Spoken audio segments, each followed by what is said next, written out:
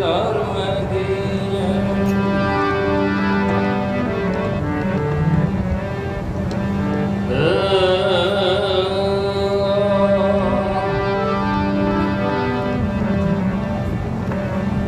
वंदो सती कबीर के चरण कमल सिरनाए, जासु ज्ञान दिन करनिका भ्रम तम देत नसाए।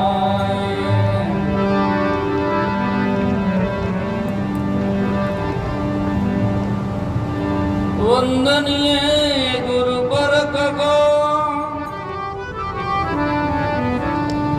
बार बार कर जोरो, दया करण संशय हरण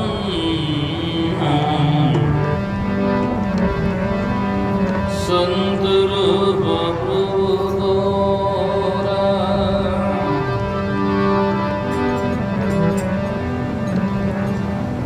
सतवादी सब संत है,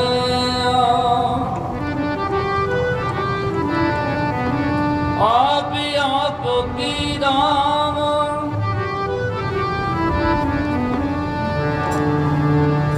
आजीज की अरदास है,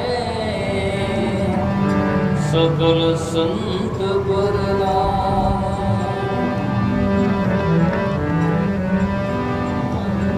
साहिब आपकी सेवा तो आप ही जानिए, आपका भेद को कौन पावे।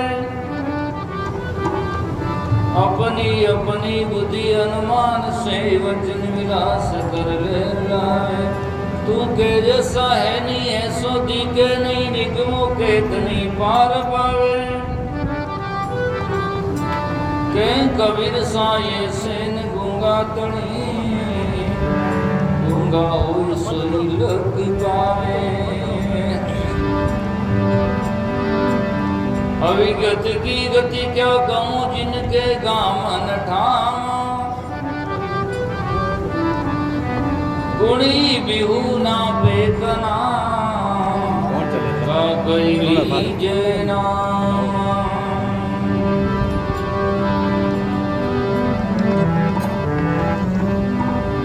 गुण ही बिहू ना बेकना का कैली जय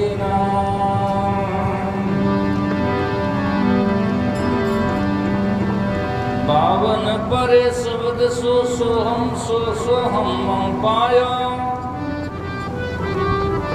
के सुख राम राम मुख रटियो, जब वाको कर आयो।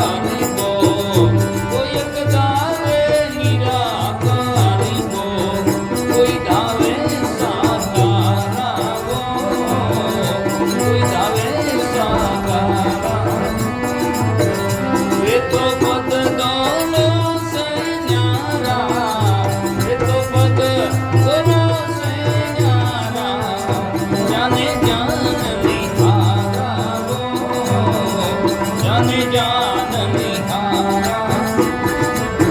के बदलाव के सायब तू, ये बदलाव के सारो, ये अगम अगोचरिये सासुन तोरे।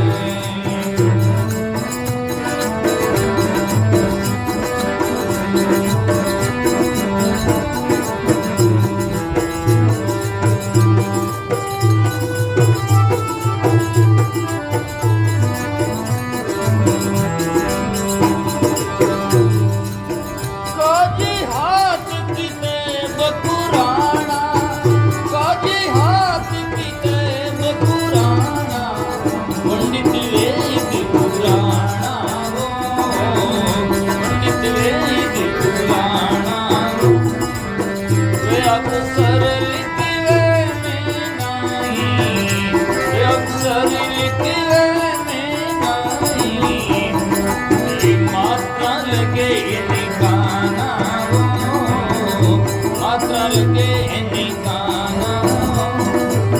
कई बदलावों के सारी अवधू, अगम गोचरिये सावो, अगम गोचरिये सावो। ओ कई बदलावों के साथ अवधू।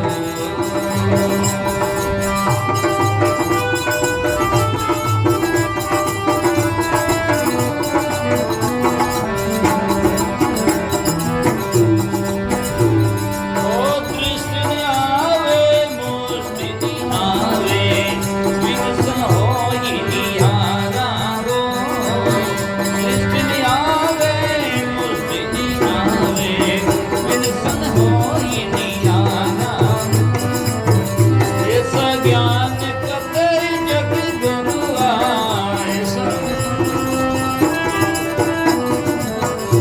ओ संत करो विचारा वो,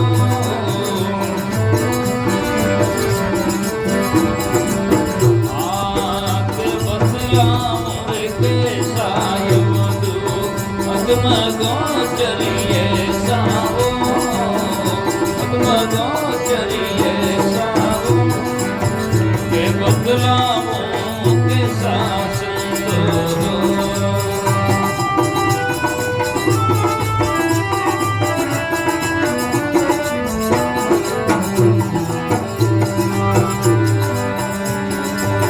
नाद वेद लो पढ़ना गुणना, ओ नाद वेद लो पढ़ना गुणना, वो चतुराई भी ना वो, वो चतुराई भी ना।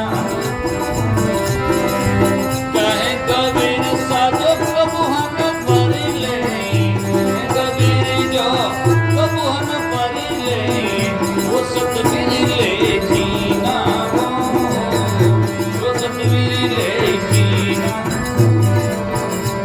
एक बदलाव के सायब तू, अगम गोचरिये साहो, अगम गोचरिये साहो। एक बदलाव के सायब तू।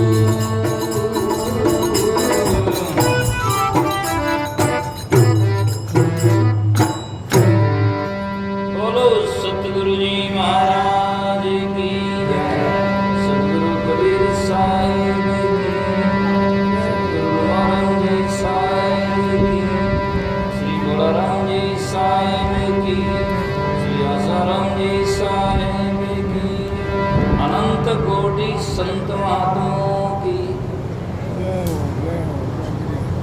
मंचा सेन पूज्य मेन श्री अमृत साहिब जी, इस्त्याने मेन श्री कल्याणदास जी साहिब, सदैव पूज्य हमारे मेन श्री मामूदा जी साहिब, सदैव मेन बलरामदास जी साहिब, सदैव उदाराम जी साहिब, संतोष साहिब, साध्वीगण, सत्संग प्रेमी सजना, श्रद्धा मूर्ख माताओं बहनों, काफ़ी देर से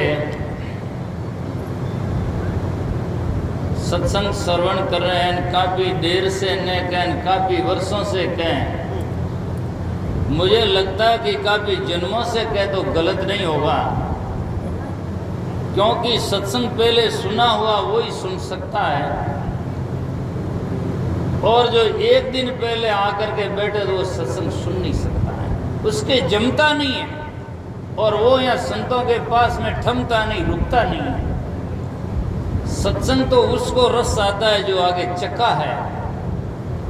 तो बातें बहुत सारी कही गई, अभी आपने सजनों सुना है, जिनकी उत्पत्ति परले नहीं, जिसकी उत्पत्ति नहीं होती है परले भी नहीं होता है, जिसकी उत्पत्ति परले नहीं रे दोनों से न्यारा। कहें कबीर सुनो भाई साधो, वो क्या है? सत्य है, स्वर। संसार में अध्यात्म मार्ग में दो ही पक्ष है, उसको अच्छी तरह से समझने की जरूरत है।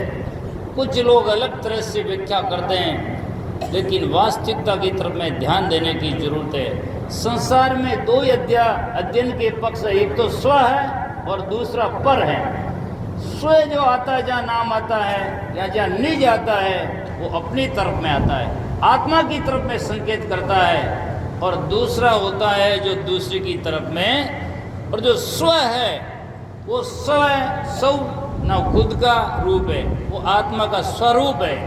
उस सदगुरु कबीर साहब अविनाशी तत्व कहते हैं। और यदि वो जीना है तो सोचो सत्संग कीना है, पर हमारा सार्थक जीना है, बल्कि जिंदगी में बेकार अकाज कीना है, बाकी कुछ नहीं। इसीलिए संत महापुरुष कहते हैं, जिनकी उत्पत्ति परले नहीं रे दोनों से न्यारा। कहें कबीर सुनो भी साधो, सत्य स्वरूप हमारा, वो सत्य स्वरूप हमारा स्वरूप है। आज आदमी स्वरूप ने नहीं चिने, बहरूप ने चिने, है ना। गांव में बहुरूपी आवे नहीं, क्या कहीं तो हनुमान जी बनावे, मैं हनुमान हूँ, कहीं बेरू जी बना जा, कहीं कुछ बनावे और कहता मैं बेरू जी हूँ, हनुमान जी हूँ। पर उन्हें कान में जान पूछ लिया तू हनुमान जी है कहीं, तो वो कहीं मैं तो बेरू भी हूँ। वो हनुमान बना हुआ है नहीं, ऊपर से बना हुआ है। ऐसे ही हम हिंदू, मुस्लिम, सिख, ईसाई, नर नारी, भाई बहन बहुत सारे, और चमार कुमार सुतार लोहार कितने बने हुए हैं, पर शरीरदारी चाहे साधु है और कोई माधु, पता नहीं क्या क्या बने हुए हैं, लेकिन ऊपर से सब जाकर के सजना भेष है। और उनसे यथार्थ में पूछेंगे तो उन्हें वास्तविक में जाननहार होगा, वो कहेगा मैं चेतन आत्मा हूँ, स्वरूप हूँ। ये समझने की जरूरत है। अब संत महापुरुष इस बात को भिन्न भिन्न प्रकार से समझाते हैं। ए वधु, व्याकरण में जब जाते हैं तो वधु नाम स्त्री है, ए वधु नाम जो स्त्री से रहित है, अर्थात जो वैरागी है, विरक्त है, जिनको जाकर के सजना इन बातों का अहंकार है, या जाकर के सजना वो इनके लिए चल पड़े खोजने के लिए, जिसको षट दर्शन कहते हैं, जोगी, जंगम, सेवड़ा, सन्यासी, दरवेश्वर, ब्राह्मण, जो दर्शन है, जो अपने कल्याण के लिए चल पड़े, उनसे कबीर साहब कहते हैं, ऐ वधू, सन्यासी, वैरागी, तुम सुन लो, कह बतलाऊं कैसा, क्या बतलाया जाए।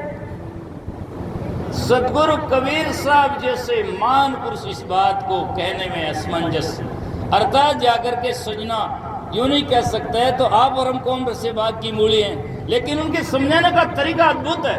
वो क्या कहते हैं, एक कहूं तो है नहीं, यदि मैं एक कहूं तो नहीं है, दो ही कहूं तो गारी, दो ही कहूं तो गारी नाम झूठ है, दो है नहीं। एक कहूं तो है नहीं, दो ही कहूं तो गारी, तो कैसा है जैसा रहे तैसा, कहें कबीर बिचारी। वो जैसा है तैसा रहता, उसमें बदलाव कभी नहीं हो सकता है। अविनाशी, संसार में दो ही वस्तु है, एक तो नाशी है और एक अविनाशी है। 5 तत्व है, वो भी अविनाशी है एक तरफ से, लेकिन उसमें बदलाव होता है, निरंतर परिवर्तनशील है। और आत्मा जो चेतन, कबीर साहब कहते हैं, कह कबीर धर्मा तत्व में नितत्व है, कहें कबीर नित तत् दर्शोई, तो आवागमन निवार्य। नित तत् का अनुभव हो जाएगा। नित तत् का मतलब जन कुछ नहीं। यहाँ भी बहुत जल उजाड़ है, समझने का तरीका है। अर्थात यहाँ 5 तत्व नहीं है, वो आत्म तत्व है। वो तत्व जड़ नहीं है, वो चेतन है, इसलिए उसको नितत्व कहते हैं। बल्कि है कुछ नहीं, यदि तो कुछ नहीं है जरा, तो सत्संग करना और प्रपंच करना सिर्फ बेकार ही है जब कुछ नहीं है। कई लोग है वो तो कुछ नहीं है, कुछ नहीं है जना, तो बड़े भजन की ना करा। जब है ही नहीं तो क्या किया जाए। हाँ, और ये बात सतगुरु कबीर साहब बहुत रहे। बीजक में सतगुरु कबीर साहब लिखते हैं कि जहाँ नहीं तो सब कुछ जानी, जहाँ नहीं है वहाँ सब कुछ मान रखा है, और जहाँ है तहाँ ले पहचानी, जहाँ है वहाँ पहचानो, जैसा है तैसा जानो। इसीलिए तो सतगुरु कबीर साहब कहते हैं, अवधू कहीं बतलाऊं कैसा, एक अगम अगोचर है ऐसा। एक हम इन इंद्रियों से गम नहीं कर सकते। जैसे आंख से हम सबको देख सकते हैं, लेकिन आंख को हम नहीं देख सकते। पर कोई आदमी ने कहते थारी आंख है को नहीं, तो मान ले आंख नहीं है, दिखे की करे। कह दे आंख नहीं है तो आप मानोगे नहीं। ऐसे सब में संदेह हो सकता है, लेकिन आत्मा नहीं है, इसमें कोई संदेह नहीं हो सकता है। नहीं है तो जरूरत किसके है, सुनता कौन है, समझता कौन है, मुक्ति किसके चाहिए, कुछ नहीं है तो, है ना। तो अपभ्रंश की बातें और दुनिया में लोकाचार की बातें और जाकर के सृजना संप्रदाय और परंपरा की बातें बहुत चलती पड़ती है। कई लोग कहते हैं कि बेचारा जीव कहीं हाथ में है, जीव हाथ में नहीं हटाओ कहने आते, जीवरत की हाथ में तो है कुछ। जब जीव हाथ में नहीं दियो क्यों आते हो, जीव तो कुछ कर ही नहीं सकेगा, क्या नहीं कर सकेगा सत्संग में। तो आवे कौन, निर्जीव तक आवे कौन, सब आते तो सजीव आ रहे हैं ना, निर्जीव थोड़ी आ रहे हैं। जीव के हाथ में नहीं होता तो सब मुर्दा आता, लेकिन ऐसा हो नहीं सकता है। इसीलिए और संतों ने वाणी को समझाने का अलग अलग तरीके से समझाया है। संत महात्मा कहते हैं कि काष्ट मते ते अग्नि प्रगटे, दही मते ते घीव, किशनदास इव राम रटिया होवे, जीव का ही शिव, जीव का ही शिव बनता है। अर्थात जीव के छोड़कर, जैसे दादू साहब को पूछा गया खुदा तुम्हें, कि खुदा मैं नहीं, लेकिन खुदा मेरे से जुदा नहीं, मेरे से अलग जुदा नहीं हो सकता। एक सूफी संत ने सजनों, वैसे कमाल साहब की बात तो आप हमेशा सुनते ही, खुद ही को भेंट खुद अंदर सदा मस्तान रहता हूँ, या मैं प्रेम का प्याला सदा मस्तान रहता हूँ, ऐसी बात आप सुनते हैं। लेकिन एक सूफी संत है, वो शेर लिखते हैं। शेर में सजना कविता जैसे होता है, वो शेर लिखते हैं। तो वो कहते हैं कि जाकर के राजा देख कैसे जाकर के गुमराह है, राजा देख कैसे गुमराह है, मैं कैसा हमराही हूं। दुनिया कैसी गुमराह है, गुमराह ना भरमे हुए, जिसको कबीर साहब बीजे की भाषा में बिगुरजिन कहते हैं, उड़जिन कहते हैं, उड़जिन में है। कैसे गुमराह है, मैं कहता मैं कैसा हमराही हूं, पर मैं उसके पीछे पीछे नहीं चलता, मैं हमराही हूं, मैं जाकर के सिद्धांत से चलता हूं। मैं कैसा हमराही हूं, तो फर्क क्या है, फर्क यूं कहता, वो कहता अल्लाह है, मैं कहता अल्लाह ही हूं, है ना। वो कहता अल्लाह है और मैं कहता अल्लाह ही हूं। जा करके वो मेरे से, वो मतलब अल्लाह को अलग मानते हैं, और मैं कहता अल्लाह मैं ही हूं, है ना। जैसे मंसूर साहब कहते हैं कि जाकर के अनाल हक अनाल हक, है ना। इस प्रकार से तो ये मस्तों की है, जब जिन्होंने लगे जब घटघट में वो ही तेरा निस्रूप है सोई, और अचल राम देश का पर्दा हटा ले जिसका जी चाहे, इलाही नाम का सौदा कमा ले जिसका जी चाहे। तो इसीलिए कहा गया है कि जो कहिए सो है भी नहीं, अर्थात सजना वो वस्तु कहने में वर्णात्मक शब्दों में उसका व्याख्या नहीं की जा सकती है। वो अनुभव की बात को अनुभव में आएगा, अटे 50 तरह बात कर दो, लेकिन वह बात अनुभव आई। यदि कह दो आप भूख कैसी है, कि काम करजन लाग जावेन अड़ी है रोटी भवनी इच्छा भेजा ने 50 तरह उदाहरण है। लेकिन जिसको भूख लगेगा तब अनुभव होगा कि भूख ऐसी है, और खाएगा तब तृप्ति आएगा, तब जाकर के वो चुप हो जाएगा, मतलब जाकर के भी इतना ही खत्म हो जाएगा। अभी काफी देर से बातें चल रही कि दिल मगन भया, फिर क्या बोले, जिसको जरूरत क्या है? पाए का ये निशाना है। भगवान महावीर और बुद्ध दोनों समकालीन महात्मा हुए। एक दिन की बात है, भगवान बुद्ध की पर्ण कुटिया पर भगवान महावीर का आना हुआ। तो बुद्ध के भिक्षुकों ने सोचा आज तो बहुत बड़ी बड़ी हस्तियां, आत्मज्ञानी ब्रह्म ज्ञानी महात्मा मिलेंगे, बहुत ही बड़ी मार्मिक चर्चा होगी, सुनने का सो अवसर है। भगवान महावीर आए, आपस में मिले, अभिवादन हुआ और बैठ गए। साबंद की ओम राम जी करके अपना जय भिक्षु महापुराण पे करके बैठ गए। बुद्ध भी समाधिस्थ हो गए और महावीर भी समाधिस्थ हो गए और बाकी चेला जो हो गए। जब कायदार इंतजार करिए, हम क्या करें, बोले नहीं तो क्या करें। सुबह उठा और भगवान महावीर वहां से चल दिए। चलने के बाद में बुद्ध के भिक्षुक चेले बोले, भगवान हम तो इंतजार करते रह गए। बोले क्यों भाई? क्या हमने तो सोचा आज बड़ी बड़ी हस्तियां महात्मा आत्मज्ञानी संत मिलेंगे और आपस में तो बड़ी मार्मिक चर्चा होगी और हम तो इंतजार करते ही रह गए, नहीं तो आपने कुछ बोला नहीं बोला। तब भगवान बुद्ध कहते हैं उनके जरूरत थी नहीं, मेरे भी जरूरत थी नहीं, क्यों बोले? महावीर के जरूरत ही नहीं, कोई शंका समाधान था नहीं कि बोलेंगे मन की बताओ। आदान प्रदान तो सजना कम ज्यादा में होता है, जो पूरा होता है। जैसे 2 डिब्बा भरा हुआ है, दोनों ही बराबर है तो पानी इधर जाए। एक में कम होगा तो इधर से इधर जाएगा, इधर से इधर जाएगा, बल्कि बराबर है तो इसमें आदान प्रदान होता ही नहीं है, जाकर के वो एक रस हो गया। तो भगवान क्या बुद्ध कहते हैं मेरे जरूरत थी नहीं, उनके भी जरूरत थी नहीं, तो कौन बोले किसको जरूरत है? आपके जरूरत थी तो आप बोलते तो उसी वक्त में बोल देते, और अब जरूरत है तो अब भी कह देंगे। तो इसीलिए लेना देना तो कम ज्यादा में होता है। जब अभी पहले साहब ने कहा पूर्ण ब्रह्म ज्ञानी है ना, जब जान लिया अब हम पायो हूँ रे, पायो हूँ ब्रह्म ज्ञान। जब जान लिया तो फिर क्या है? मिलगी पिए सुहागण पीव से तनमन कीना पेश, क्या कबीर धर्मदास ने पहुंचा दीवाने देश। फिर क्या जाकर के जग बहस तो खत्म हो जाती है, उसमें क्या होता है? उदाहरण देता हूं कैसा होता है। एक बड़े कुंभ मेला जैसा मेला लगा हुआ था, तो बहुत सारी भीड़ थी। तो एक पत्नी अपने पति से बिछड़ गई तो अब जाकर के सजना वो रो कर विलाप करने लगी, मेरा पति मिले नहीं करे।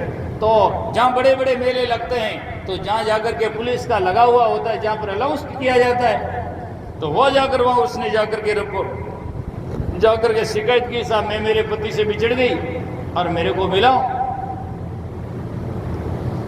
तो पुलिस वाले ने उनकी बात समझ करके और जो मेले के जितने चारों ओर से गेट थे उनको सबको बंद करवाया और सबको एक गेट से निकालना शुरू कर दिया। और कने पुलिस वालों खड़ो और कने वह भाई जी खड़ा, आवेज का निकाल, ओ थारो पति है गई, बाकी ओ को नहीं। निकलता गया, ओ तेरा पति है, नहीं है, ये तेरा पति है, निकलता गया। जो ही उसका पति आएगा वो घूंघट खींच कर चुपचाप हो गई। जो उसका पति आया ना तो घूंघट खींच करके बोलना बंद कर दिया। पुलिस वाला समझ गया ये इसका पति है, बस। तो यूं जा करके जैसे जो ही पति मिलेगा तो वो घूंघट खींच कर बोलना बंद हो जाएगा, अर्थात बाहर की बातें बंद हो जाएगा, भीतर में मुड़ जाएगा। बाकी तो साहिब जी पहले कहते या थे सुनो में गाओ, बस उठ जाओ, बस इससे जाकर क्या नहीं होगा। इसीलिए संत महात्मा कहते हैं है जो कहिए सो है भी नहीं, जो है वो तो कहना में आता नहीं, वो तो अनुभव का विषय, अनुभव में आएगा। परमात्मा कैसा है? दूध में घी है, पुष्प में सुगंधी है, ऐसा है, तिल में तेल है, इन आगे कहीं है, इनसे आगे क्या करेगा? कोई आन पूछे सुगंधी कहाँ से आती है? जमीन में जब पौधो लागे, फूल आवे, फूल में सुगंधी आवे, बस। इससे आगे क्या? पछ कोई पूछ ले उन्हें कुण छड़ावे, कटू लावे, केड़ी आवे, ये कोई नहीं बता सकता। ये तो प्राकृतिक है अपने आप में, इसका अनुभव सही पता होता है, बाकी कुछ नहीं कर सकते। जो कहिए सो है भी नहीं, है सो कहा न जाई, और सेना बेना के समझाऊं जीव गूंगो गुड़ खाए। जीव गूंगो गुड़ खाता है तो सजना वो अपने में मस्त हो जाता है। ऐसी साधक की स्थिति जब आती है वो तो हर वक्त में, और जाकर के सजना ये ज्ञानी की और साधक की परिभाषा है कि संसार की प्रतिकूलता और अनुकूलता जैसे भी आओ, वो उसको भीतर में छू नहीं सकती है, वो क्षोभित नहीं हो सकता है, और क्षोभित हो जाता है तो सोचा भी ज्ञान हुआ ही नहीं है। क्या उसमें करेगा? मर गया, मरना ही था, जन्मा तो जन्म दिया, क्या नई बात होगी है ना?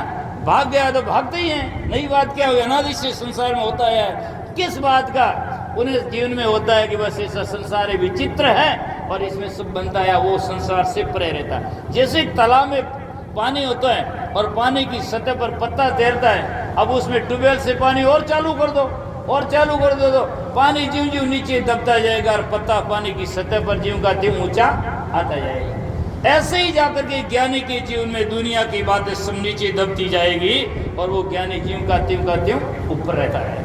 इस संसार में जाकर के जैसे जीव मुख में रहती है, ऐसे है ना, खीर खांड कृत भोजना करसो लिपटाई, और जीविया पर आवे नहीं टुक भी चिकनाई।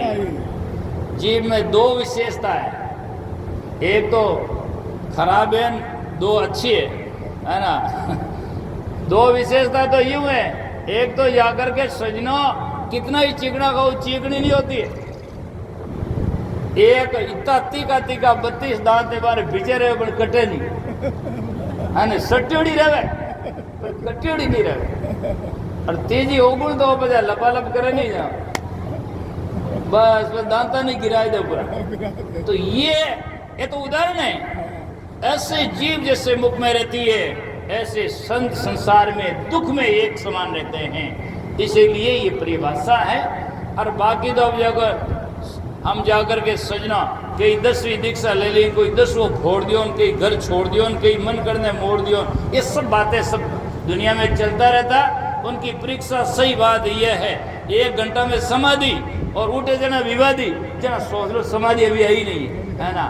समाधि तो सदा एक रस रहती, उसे समाधि के, समाधि का व्याकरण में हिंदी में अर्थ जाओ तो क्या है? सम प्लस धी, समाधि, धी नाम बुद्धि, सम नाम समान, जिसकी बुद्धि समान एक रस रहती उसे समाधि है ना, उसे समाधि कहते हैं। और समाधि में जब आती है तो 2 प्रकार की समाधि भी आती है, जिसमें एक संकल्प से होता है, एक निर्विकल्प होता है, उसमें जिसमें कोई विकल्प नहीं होता, कोई लेना देना नहीं होता है। निर्विकल्प समाधि का नाम कल्याण होता है। और संतों की वाणी में यदि मैं कहूँ समाधि साकी से कहूँ तो साकी से दरिया साहब यूं कहते हैं, एक एक को धाई कर एक एक आराध, एक एक से मिल रहा जिसका नाम है समाज। जब एक एक से में स्थिर हो जाता है और दूसरा उसमें घुस ही नहीं सकता है,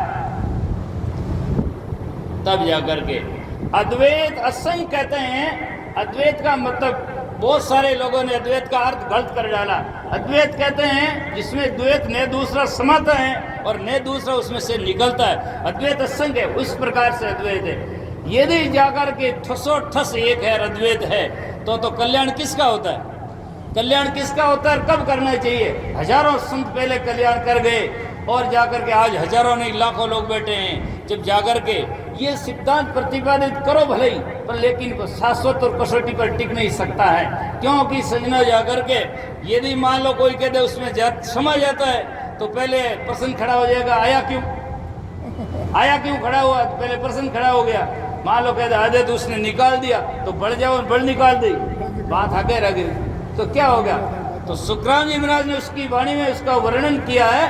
महाराज कहते हैं कविता कहे, कविता ना गद्य है ना, व्याकरण में 2 है, एक तो गद्य और एक पद्य। पद्य होता है जिसको कहानी की तरह लिखा जाता है, और गद्य उसे पद्य कहते हैं जो छंद और साकी सुक्त और भजन और जाकर के रमणी से लिखा जाता, उसको जाकर के कहते हैं जाकर के गद्य पद्य।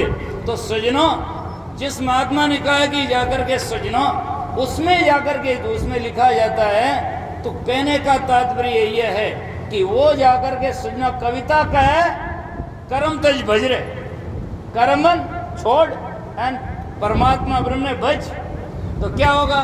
उल्टन ब्रह्म समाई, उलट करके ब्रह्म में समा जाएगा। तो महाराज के क्या सुग्राम फैल गए तो हमके क्यों नहीं आई? उठो फैल का आयो तो बड़की को नहीं आई, फिर रह जाई। अब मैं देख उठू 3 दिन पहले बड़ा आज फिर आएगो, मैं बात कही। तो इससे क्या हो गया है? इसीलिए सजना संत महापुरुष कहते हैं, वो तो समझाने का तरीका है, बल्कि आत्मा में न दूसरा समाता है और न उसमें से कोई दूसरा निकलता है, एक रस होता है उसमें जाकर के। यदि निकलता है तो विकार है, और विकार हुआ तो अविनाशी नहीं हो सकता है, और यदि समाता है तब भी विकार है, और अविनाशी नहीं हो सकता है। और अविनाशी होता है वो सजना, उसमें टूट फाट कभी भी नहीं हो सकता है, उसे अविनाशी कहते हैं। पहले शब्दों पर विवेचन करना चाहिए और फिर उसकी व्याख्या अच्छी तरह से समझने की कोशिश करना चाहिए। तो जो कहिए सो है भी नहीं, है सो कहा न जाई, और सेना बेना क्या समझाऊं जी गूंगे गुड़ खाई। काजी हाथ किताब कुराना, पंडित वेद पुराना, सब लोग अपनी अपनी पुस्तकें लेकर बैठे ही हैं। आज मैं भी मान लो, मेरी पहले साहब ने कहा कि जैसा जैसा जो आता है वो कहने वाले होते ही हैं। तो काजी हाथ किताब कुराना, पंडित वेद पुराना, वे अक्षर लिखे में नहीं मात्रा लगे नहीं काना। क्योंकि अक्षर जो होता है, बीजक में कबीर साहब कहते हैं 34 अक्षर का ये विषय का, और सहस्त्रों नाम इसी में देखा, हजारों नाम इसी में है, 34 अक्षर के मध्य में है। क्या करके स्वर व्यंजन आते हैं जिसमें 52 अक्षर कहा जाता है, लेकिन उसमें मूल में 34 ही होता है, जिसमें से जैसे से 3 हो जाता है, जिसमें जाकर के और अक्षय हो जाता है, ऐसे करके 34 अक्षर का विषय का है, और उसी में सब नाम आते हैं, जितने नाम आते हैं। लेकिन यहाँ जो व्याख्या होती है वो कहने का तरीका, जैसे यहाँ से लिखा हुआ है खाम का 3 किलोमीटर है, तो वो न तो बोर्ड 3 किलोमीटर है, न खाम तो 3 किलोमीटर है, इसका डिस्टेंस जो है, दूरी है, वो इशारा है यहाँ से वो 3 किलोमीटर है। ऐसे मोनोग्राम है, वो तो समझाने का, नाम को समझाने का नामी का तरीका है। इसीलिए उन संत महात्मा ने कहा है कि वो अक्षर लिखवे में नहीं मात्रा लगे नहीं काना, उसके न तो मात्रा लगती न उसका जाकर के सजना काना स्वर व्यंजन से रहित है। जैसे चरणदास जी महाराज ने भक्ति सागर में लिखा, सदगुरु अक्षर मोहि पढ़ायो, सदगुरु ने वो मुझे अक्षर पढ़ाया, लेख नहीं लिखे नहीं स्याही सेती कागज मध्य नहीं चढ़ायो। न तो लेख नहीं लिखा जा सकता है, न स्याही लिखा जा सकता है, वो कागज मध्य भी नहीं चढ़ता है। एक बार सुखराम जी महाराज ने प्रश्न उत्तर के अंग में एक जनों पूछियो, कहते किसा राम ने गाओ, तो सुखराम जी महाराज उन राम की व्याख्या करे के 5 तत् विराटो थरपिया और महापुरुष का ओम ओंकार शक्ति के ऊपर द्विज को मूल को ज्ञान दिया, और कागदा ऊपर राम मंडे नहीं, मुख में जीव पर नहीं आवे, दास सुखराम के राम ने रटिया जिन सुधुम से राम गावे। तो वो न तो राम जाकर के जीव से रटा जाता है, न कान में कागज में लिखियो जावे, और न जाकर कान में सुने जाए। वो राम क्या है? वो राम जो सुनने वाला है। एक बार एक संतों के पास में, साहब के पास में एक आदमी आया, क्या राम बड़ा है, सतनाम बड़ा है, गोम बड़ा है, हरि बड़ा है? तो सज्जनों बड़ा सुंदरता से जवाब दिया, और वही कह दिया, वो कह दिया, वो कह दिया नहीं, आप उसकी कसौटी पर घिसकर देखो कि वास्तविकता है या नहीं है, तो समझ में आएगा ना। तो उन्होंने कहा कि नाम कोई भी बड़ा नहीं, नाम को सुनने वाला, सुनाने वाला और लिखने वाला, लिखाने वाला बड़ा है, वो हमारा चेतन आत्मा अविनाशी है, वो है। अब मुर्दा ने की नाम उड़ाओ कौन उड़े है, क्यों नाम उड़ा देखो पर लिखा ले घना ही मुर्दा वे तो कोई ले जाओ थोड़ी सीधू नाम उड़ान लो बाबा बाजो बाबा जेठ में जो थे। ऐसा कहाँ होता दिखाई देता है? कहने की बात अलग होती है और वास्तविक में घटित होना जाकर के सजना। वास्तव में जब तक धर्म में तर्क नहीं होता तब तक धर्म ही जाकर के पूरा नहीं हो सकता। धर्म में तर्क होना चाहिए। तर्क का मतलब होता है युक्ति युक्त होना चाहिए, जो जाकर के सजनों कसौटी पर घिसके सही निकलना चाहिए, तब जाकर के धर्म धर्म होता है। नहीं तो जाकर के धर्म के अंदर में भी बहुत सारे भ्रम दिखाई देते हैं। इसीलिए काजी हाथ किताब पुराना पंडित वेद पुराना, वे अक्षर लिखे में नहीं मात्रा लगे नहीं काना। अरे संता अब्दू कह बतलाऊं कैसा अगम अगोचर ऐसा। कोई एक दावे निराकार को, कोई दावे साकारा। साकार का मतलब है आकार सहित है, निराकार का मतलब है कुछ नहीं है। तो आकार तो है नहीं और निराकार का कुछ नहीं, तो कुछ नहीं। जब आकार है तो नासी है और निराकार है तो कुछ नहीं है, तो सिमरन भजन क्या किया जाए, किसका किया जाए जो कुछ नहीं है। तो यहाँ सतगुरु कबीर साहब इशारा से समझाना चाहते हैं और वो कहते हैं कि कोई एक धावे निराकार को, कोई धावे साकारा। वे तो पद दोनों से न्यारा जाने जाने नारा। वो पद नहीं तो वो साकार है, वो नहीं निराकार है, वो अविचल केवल ज्ञानाकार है, वो है ना। हाँ, अविचल ज्ञानाकार है, उसका ज्ञान गुण है। जाकर के, इसीलिए जागो से जाना जाता है, नहीं तो सुझने जाने का कोई विषय नहीं। दृष्टि नावे मुष्टि नावे विनसन होई निहारा, ऐसा ज्ञान कहते जो गुरु संतों करो विचारा। लोग कहते हैं वो दृष्टि में नहीं आता, मुष्टि में नहीं आता, विनसता नहीं, निहारा नहीं होता है, तो जाकर के कहते तो हैं, लेकिन वास्तविकता में जाकर के दिग्भ्रमित बोझ हो जाते हैं। बड़े बड़े अच्छे अच्छे दुनिया में विद्वान कहलाने वाले लास्ट में आकर के देखे मैं कुछ नहीं कर सकता, तो इसीलिए सोचना, लेकिन इशारा से तो कह सकता है, वास्तव में जाकर के तो ऐसा ज्ञान कहते हैं जो गुरुवार सुनता हूँ करो बेचारा। फिर कहते हैं नाद, पहले साहिब जी ने नाद के बारे में बहुत सुंदर, और ये प्रारंभिक साधना होती है, नाद होता है, बिंद होता है, और जाकर के सृजना ज्योति होती है, सब कहते हैं ये बातें सब दिखाई देता है, लेकिन जाकर के सृजना लास्ट में यदि जाकर देखें तो नाद तो आवाज़ है, और आवाज़ कहाँ से निकलती है? जब आवाज़ को निकालने वाला हो तब निकलता है। आज मेरी तरफ में देखो आप, आवाज़ दो प्रकार की है, एक तो आवाज़ होती है जिसको कहते हैं वर्णात्मक आवाज़, और दूसरी होती है आवाज़ जिसको कहते हैं ध्वनात्मक आवाज़। जैसे पत्र से पत्र मिला तो वर्णात्मक आवाज़ नहीं हुई, ऐसे ध्वनात्मक आवाज़ है, जिससे बादल से बादल की गर्जना गड़गड़ाहट हुई, और ढोल का बजना और पत्र से पत्र मिलाना, ये आवाज़ है। इसको जाकर के सुनो ध्वनात्मक आवाज़ कहते हैं। और दूसरी आवाज़ होती है मैं बोल रहा हूँ, भाई साहब आओ, बैठो साहब, ये वर्णात्मक आवाज़ है, जिससे वर्ण से जो उसको जाता है। लेकिन दोनों आवाज़ों में भी जब दो मिलता है तब आवाज़ होती है, और यदि दो नहीं मिले तो कोई आवाज़ निकलने का चांस है नहीं। दुनिया में ऐसी कोई जगह नहीं है और कोई वस्तु नहीं जिससे आवाज़ निकाल दे। आप देख लो, हिंदी में व्याकरण में जाते हैं तो शब्द का उच्चारण होता है होठ से, कंठ से और तालु से। अब मुंह फाड़ नहीं बैठ जाओ आप, और आप बेड़ो मती करो, एक आवाज़ नहीं निकाल सको, कोई शब्द नहीं निकल सके। आप प्रैक्टिकल देख लो, पाचो मुंह नहीं मिलाओ मत, होठ मिलेगा नहीं, तालू मिलेगा नहीं, कंठ मिलेगा नहीं तो कै निकले ने खे निकले ने गे निकले, कोई आवाज नहीं निकलती है ही नहीं निकले, है ना। तो इसीलिए जाकर के सजना आवाज होती है। तो कबीर साहब कहते निकालने वाला होता है, साधन होता है तब निकलती है ना। तो साधन के बिना जाकर के सजना, साधक के बिना साधन कहाँ से पैदा होता है? इसीलिए कहते हैं नाद वेद लो पढ़ना गुणना। वेद नाम वाणी है और नाद नाम आवाज है, और पढ़ना गुणना उसको लिखना पढ़ना। नाद वेद लो पढ़ना गुणना वो चतुराई बीना। इस चतुराई में बहुत सारे लोग बीने रहते हैं। को पढ़ने में बहुत बड़ी महत्ता मानते हैं, कोई नाद को सुनने में मानते हैं।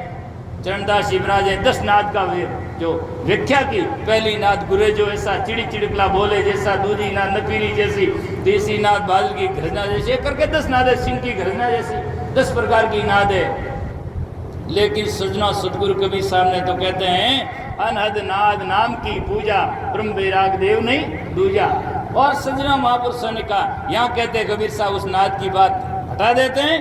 नाद वेद लो पढ़ना गुणना हो चतुराई बीना।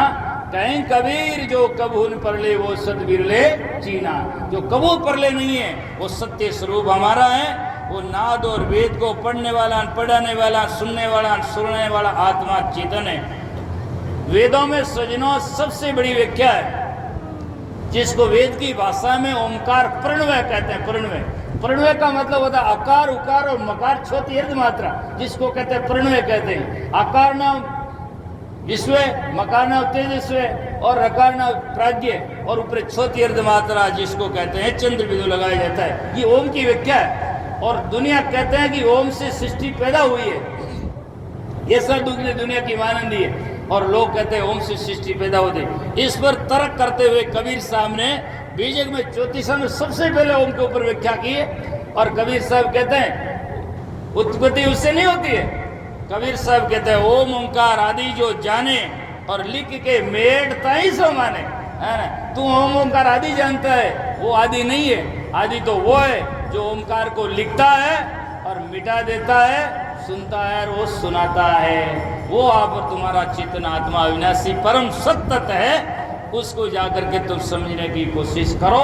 और वो संत महात्मा भिन्न भिन्न प्रकार से आकाश पाताल में व्याख्या करते करते लास्ट में आएगा यही। लास्ट में कहेगा तेरा साहिब तुझी में है, और अब हम पायो रे पायो हूँ ब्रह्म ज्ञान, और मैंने ब्रह्म ज्ञान आत्म ज्ञान पा लिया है। सब जाकर के हेली कहते हैं अश्रद्धे क्यों कामड़ी एली, कहीं आपको पता है। तो लास्ट में कहते हैं क्या कबीर साहब, विचार रखे हृदय में करो विचार, है ना।